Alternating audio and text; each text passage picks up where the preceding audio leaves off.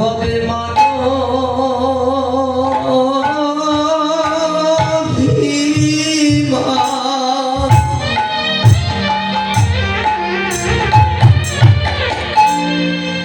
অভিমান থাকিবে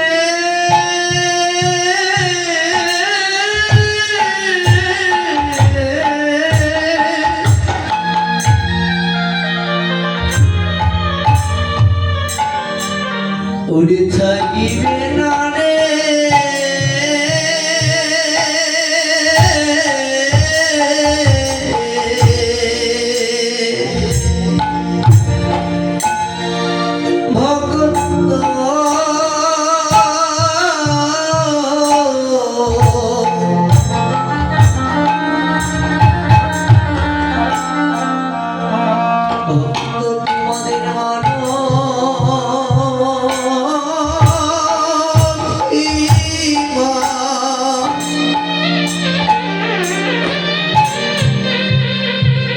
অভিমানে থাকিবে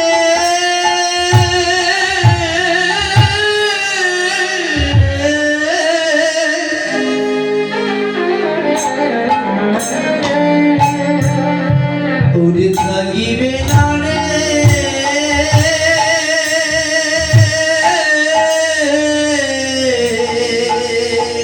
তোমার সেদিনে দেখো ঘরে কৃষ্ণ ভক্তি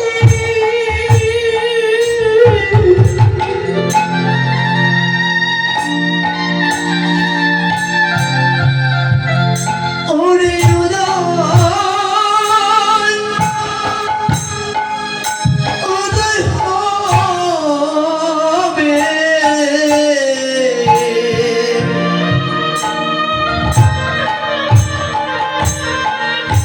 ভক্ত তোমাদের ভবে মানো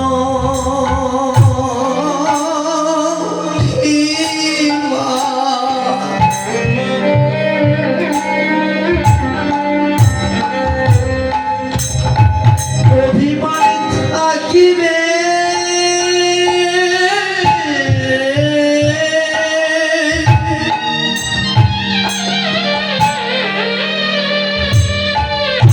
উড়ে থাকিবে না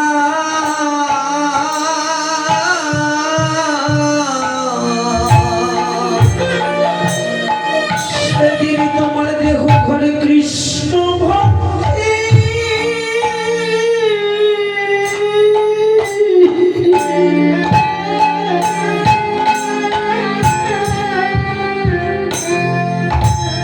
সেদিন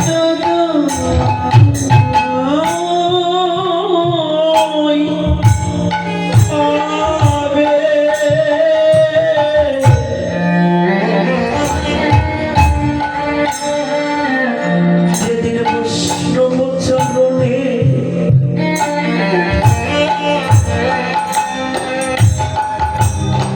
দেহ লেগে যাবে ওরে কৃষ্ণ ভক্তিতে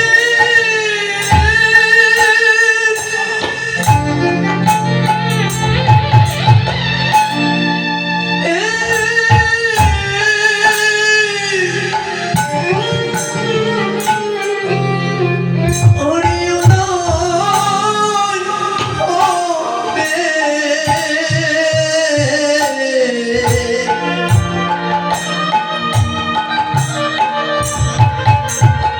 যেদিন তুমি বৈষ্ণব জন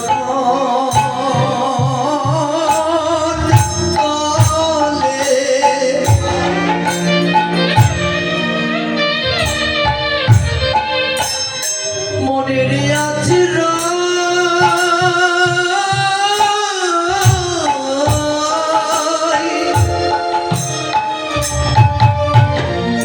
ওরে আশ্রয় নিবে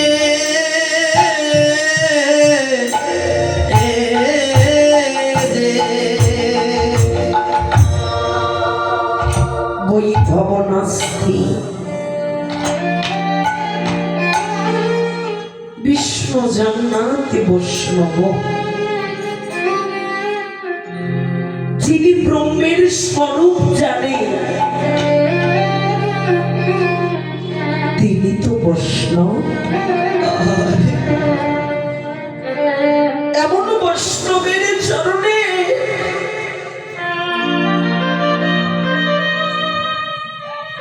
এই কামনা বাসনাহীন দেহটা যদি লাগাতে পারো, আরে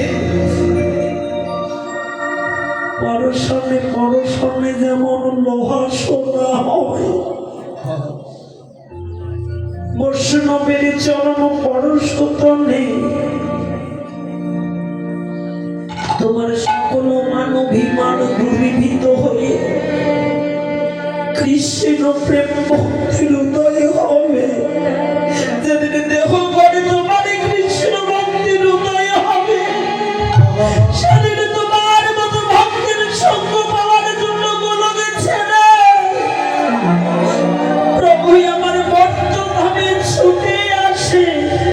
আরে দুটি করজোড়ে দাঁড়াইয়া ভক্তের চরণের নমস্তকে মাখে। ভগবান এমন ভক্তকে পাওয়ার জন্য গোলকে থেকে মর্তে এসে ভক্তের চরণের রেণু সর্বদা গায়ে মাখছে।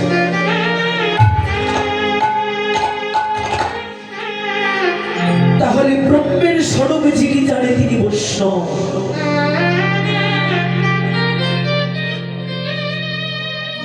সেই বৈষ্ণবের সঙ্গ কোটি কোটি জন্মে যদি থাকে ভাগ্য, আগে জন্মে এমন মানুষের সাক্ষাৎ পাওয়া যায়, সব জন্মে হয় না, একটা জন্মেই তাকে পাওয়া যায়।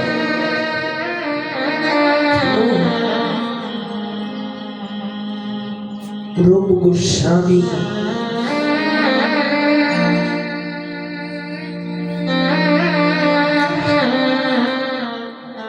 তিনি পরম বৈষ্ণব, ব্রহ্মের স্বরূপ জানে তিনি। সবকিছু পরিত্যাগ করেছে, গিয়েছিলেন বৃন্দাবনে। এই দেহটা রাধা গোবিন্দের চরণ সেবায় লাগাই দিয়ে লিপ্ত হয়ে গেছে। কিন্তু বৈষ্ণব বটে,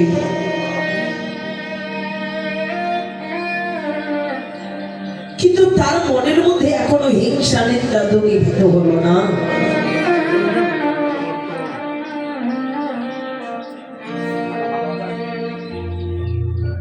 বৈষ্ণব আমার চলিলেন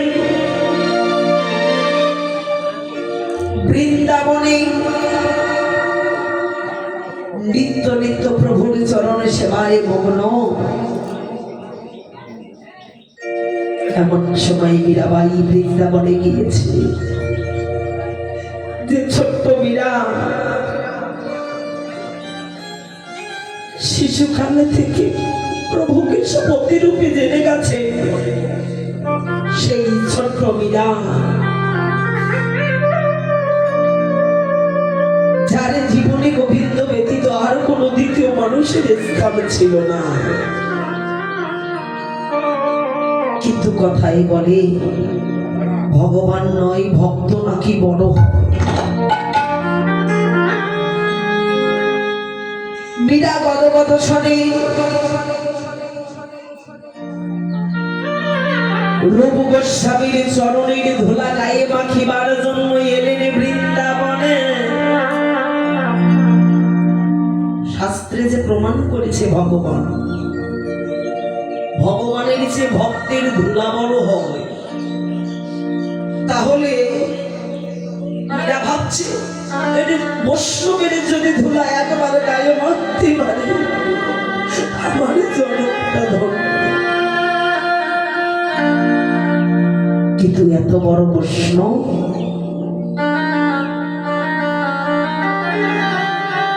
দরজায় একজন দাড়ি পাহারাদার রেখেছে, দাড়ি পাহারা দিচ্ছে। কিন্তু মীরা দরজায় ধাক্কা দিচ্ছে আর বলছে, বাবা একবার দরজাটা খুলে দাও না।